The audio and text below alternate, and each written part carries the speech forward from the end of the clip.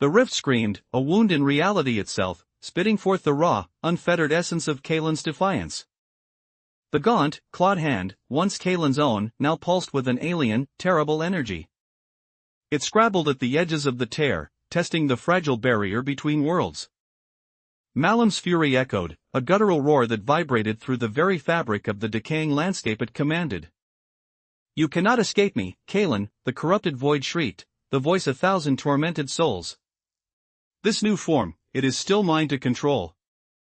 But the hand was not merely a tool of Malam's wrath, it was a testament to Kalen's will, twisted and sharpened by the very darkness he fought. It tore with impossible strength, widening the rift, not to escape Malam, but to reach. What was it reaching for? The terrified soul he had refused to consume? Or something far more sinister? Suddenly, the hand ceased its frantic clawing. It stilled, then slowly, deliberately, began to retract, pulling itself back into the churning chaos of the rift. A low, resonant hum emanated from the tear, a sound that spoke of immense power being gathered. The decaying world of Malam began to ripple, not from the entity's rage, but from an external force.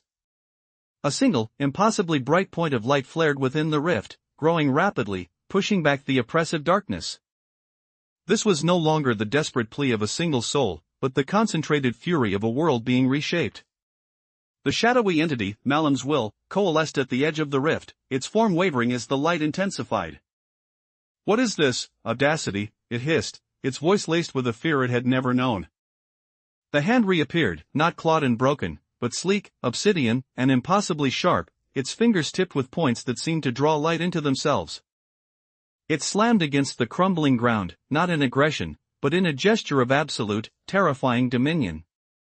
Then, a voice, familiar yet utterly alien, echoed from the rift. It was Kalen's, yet imbued with an ancient, chilling power. "Malam," the voice purred, a sound like grinding glaciers, "you sought to unmake me. You have only forged me anew."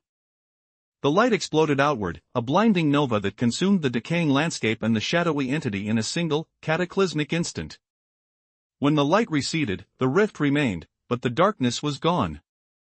Instead, the rift pulsed with a controlled, radiant energy. And from its depths, a figure began to emerge. It was Kalen, but no longer the warrior of the Echo's domain. His form was now sculpted from pure, vibrant energy, his eyes burning with the intensity of 1,000 stars. But this was not salvation. This was a power beyond comprehension, a being forged in the crucible of corruption and defiance. He looked not at the remnants of Malam, but out, towards the viewer, his gaze piercing, ancient, and filled with a chilling purpose.